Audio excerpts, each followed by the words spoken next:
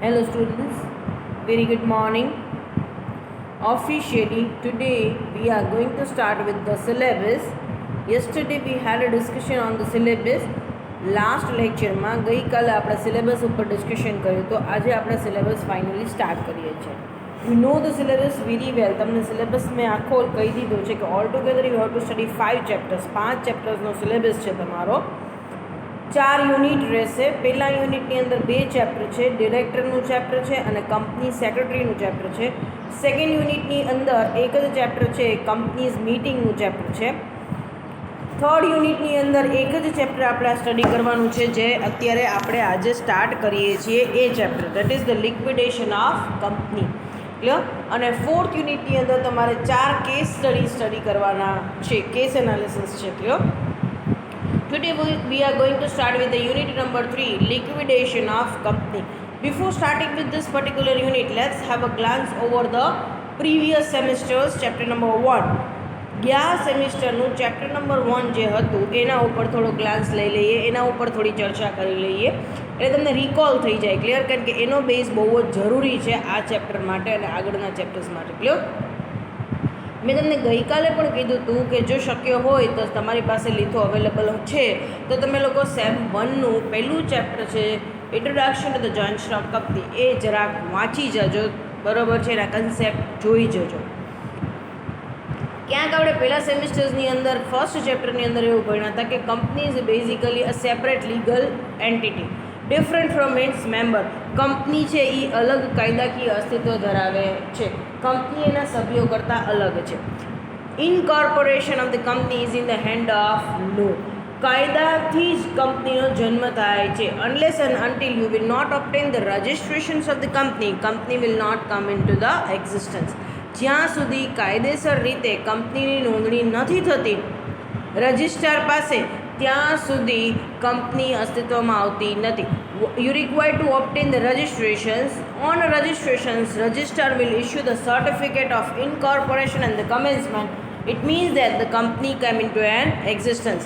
અહીંયા શું કહે છે કે જો તમારે જોઈન્ટ સ્ટોક કંપનીની સ્થાપના કરવી છે તો આવા કેસની અંદર તમારે નોંધણી કમ્પલસરી કરાવવી પડશે. નોંધણી કરાવશો એટલે નોંધણી કરાવ્યા બાદ કે નોંધણી કરાવશો એટલે તમને અહીંયા સર્ટિફિકેટ મળશે, સ્થાપનાનું સર્ટિફિકેટ. ક્લિયર?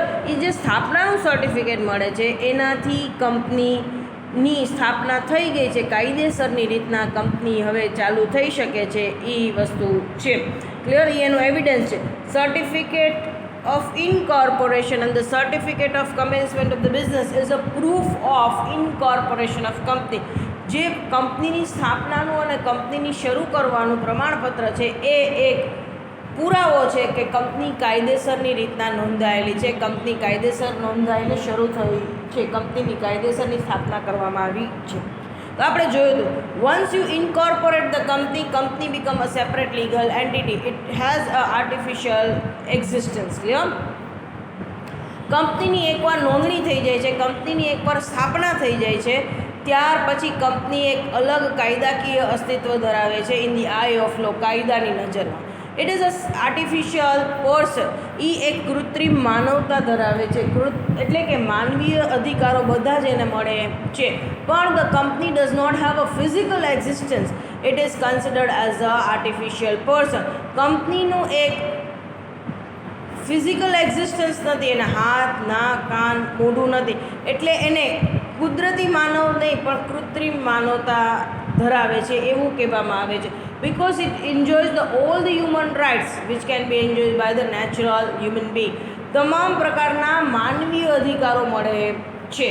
જે કુદરતી માનવને જે કોઈ અધિકાર મળે છે બધા જ અધિકારો કોને મળે છે? કંપનીને. As the company can purchase the property on its own name, company prepares the accounts on its own name, company can file a case on its own name, company can sell its assets on its own name, company can generate the capital by his own name.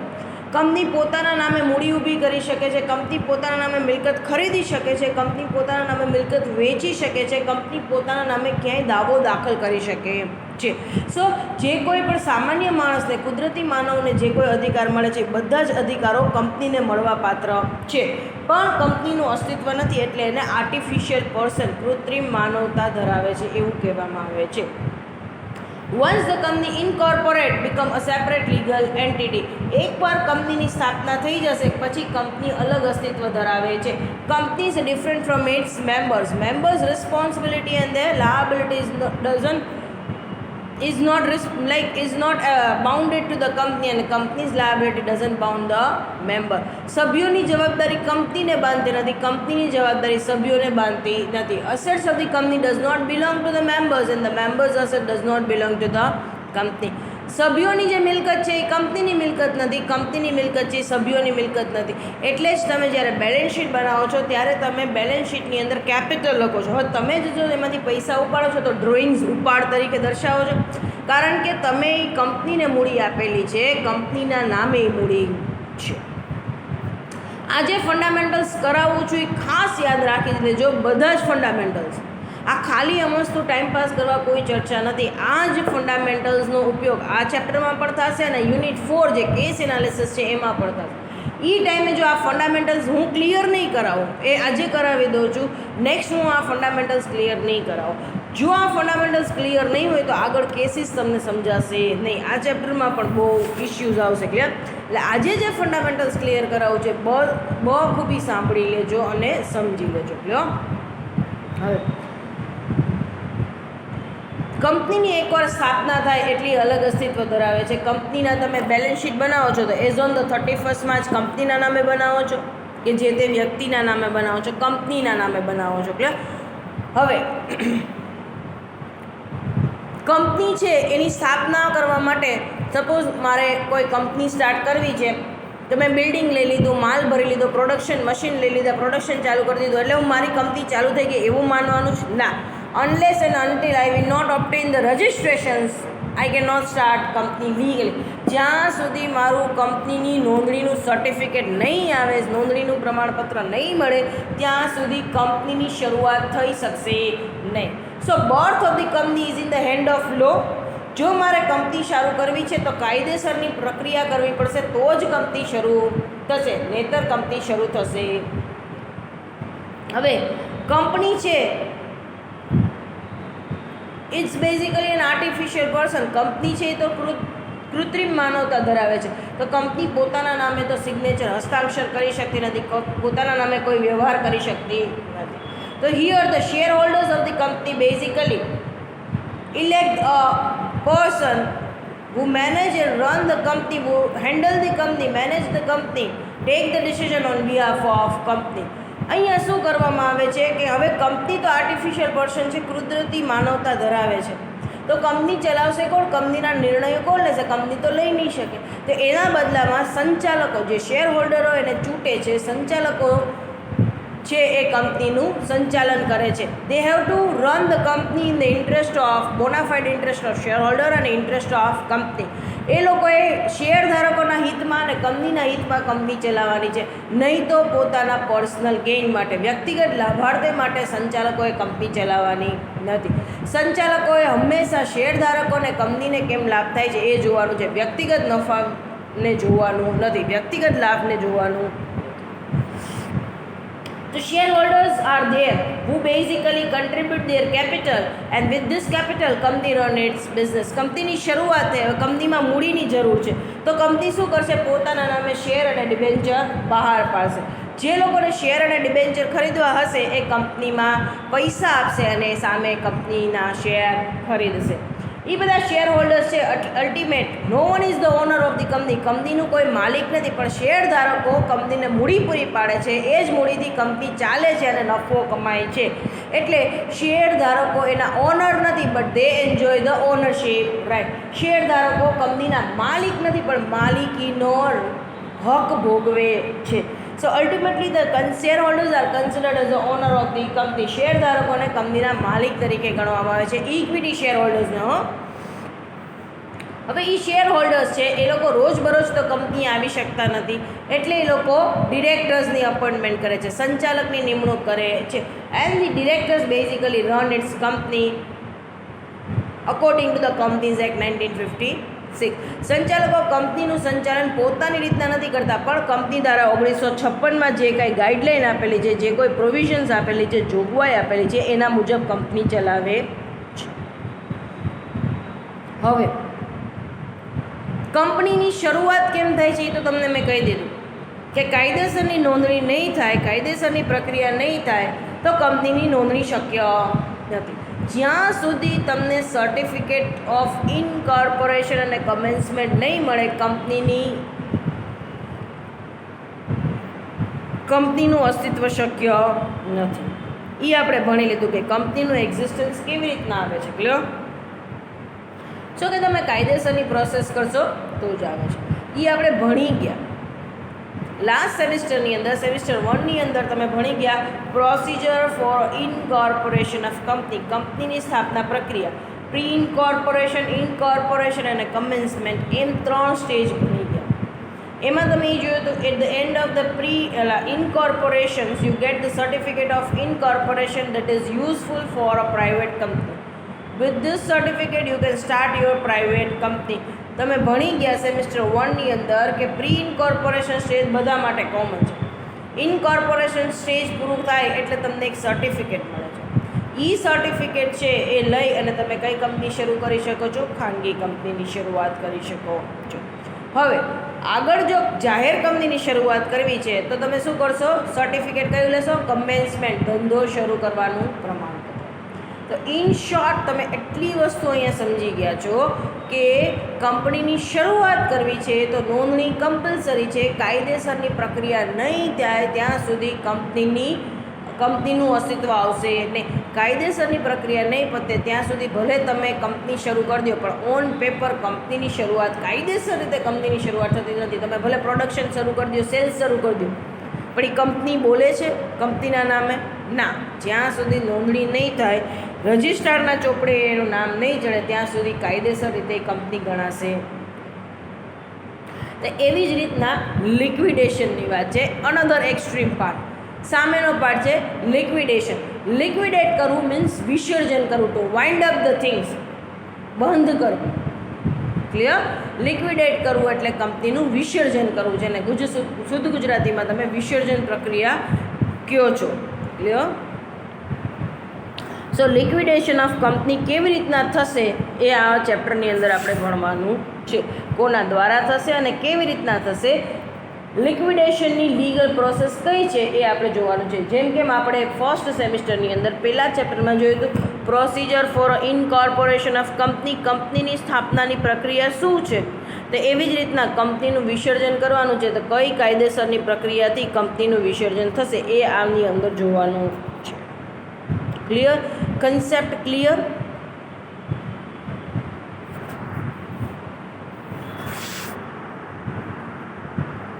ચલો આજે લઉં છું introduction. Company is an artificial person. જે હમણાં જ આપણે કર્યું હતું કે કંપની છે એ કૃત્રિમ માનવતા ધરાવે છે. If the company is to be dissolved એટલે બંધ કરવી, પૂરી એટલે મીન્સ વિસર્જન કરવું. Dissolve then it is to be liquidated. કંપનીનું ડિઝોલ્યુશન્સ કરવું છે તો પહેલું પગથિયું લિક્વિડેશન્સ કરવાનું છે. હવે બેમાં ડિફરન્સ શું છે લિક્વિડેશન અને ડિઝોલ્યુશન્સમાં? તે કે ભાઈ મારે કંપની બંધ કરવી છે because of any other reasons, મારે કંપનીનું વિસર્જન કરવું છે કોઈ પણ કારણોસર. તો કંપની છે એ કાયદેસરના રીતના ઓન પેપર કેન્સલ થઈ જશે એટલે પૂરું. આગળ પાછળના ટ્રાન્ઝેક્શન્સ પેન્ડિંગ હશે એનું શું કરશું? ડ્યુ પેન્ડિંગ હશે એનું શું કરશું? તે કહે કે કંપની છે એને બંધ કરવી છે, ડિઝોલ્વ કરવી છે, ડિઝોલ્યુશન કરવું છે, એનું છેલ્લું પગથિયું છે વિસર્જન. કાયદેસરનું વિસર્જન જે કહે છે એને ડિઝોલ્યુશન કહે છે. એની પહેલાંનું પગથિયું આવે છે લિક્વિડેશન્સ. તો કંપનીનું લિક્વિડેશન કરવું છે તો શું કરવું પડશે કે ભાઈ કંપનીની તમામ મિલકતો વહેંચવી પડશે. કંપનીની તમામ મિલકતો વહેંચી અને એના જે ડ્યુઝ ચૂકવવાના બાકી હશે એ ચૂકવવા પડશે. પછી જો કોઈ રૂપિયા વધે છે તો ઇક્વિટી શેર હોલ્ડર્સને મળશે. અને આખું બધી જ મિલકતો વેચી અને કંપનીના અકાઉન્ટ્સ નીલ કરી દેવામાં આવશે. અને ત્યાર પછીનું સ્ટેપ છે કાયદેસર કંપનીનું વિસર્જન.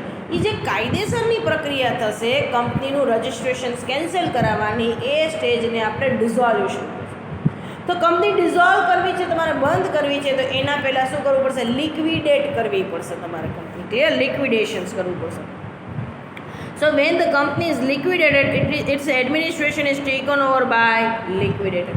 જ્યારે કંપનીનું વિસર્જન કરવાનું છે તો સંચાલકો ખુદ વિસર્જન નહીં કરે, શેરધારકો કે એનું વિસર્જન નહીં કરે, એક લિક્વિડેટર અપોઇન્ટ કરવો પડશે, જે વ્યક્તિ કંપનીનો બધો કંટ્રોલ લઈ લેશે.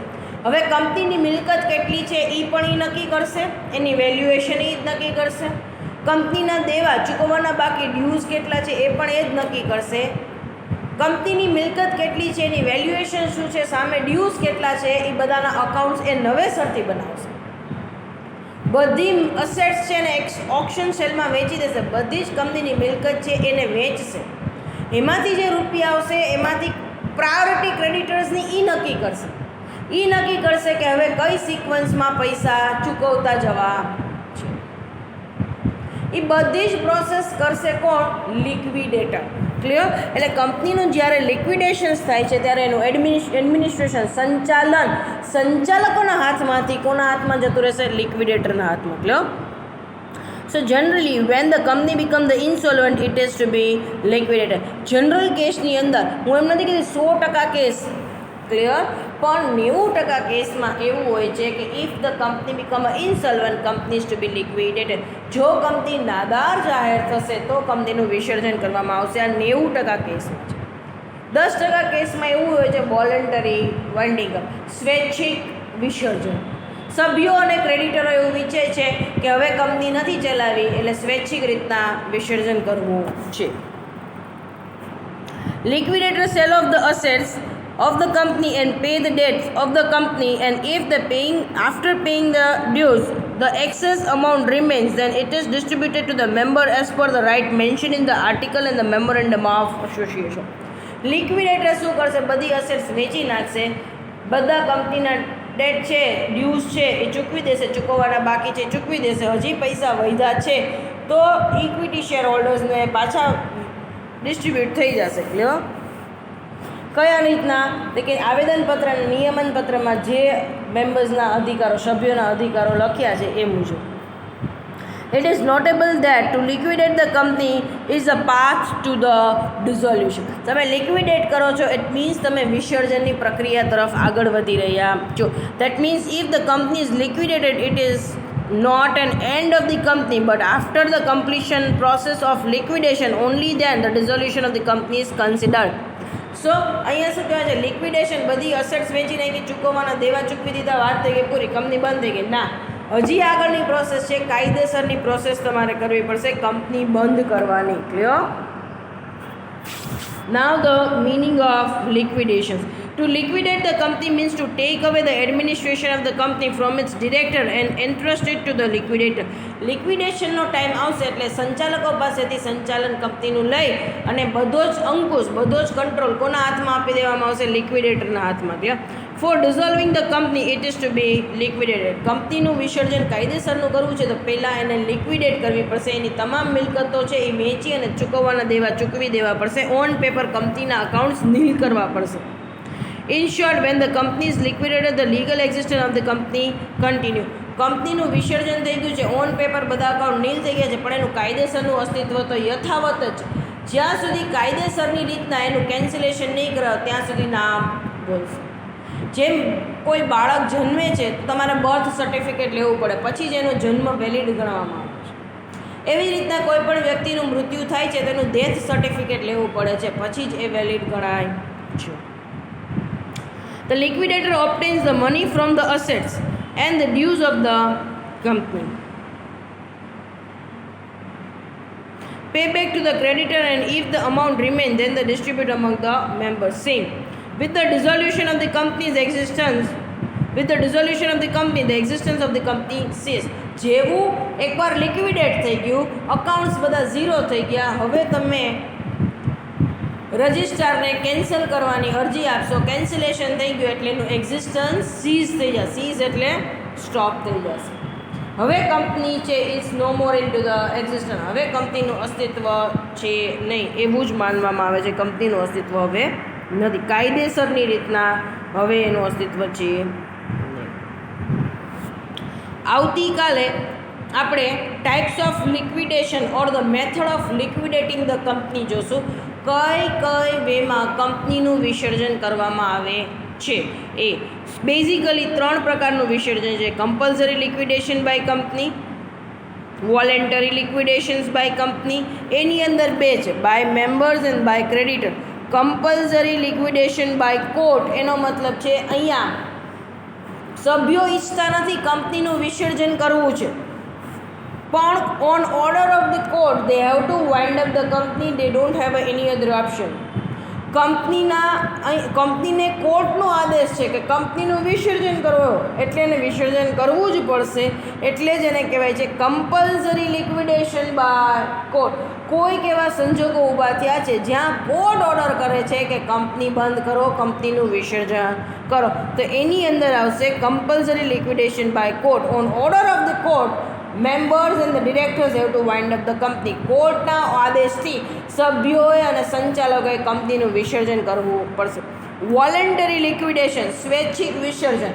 કંપની નાદારીના સ્ટેજ ઉપર નથી, company is financially sound, but though the members of the creditor wish to wind up the company.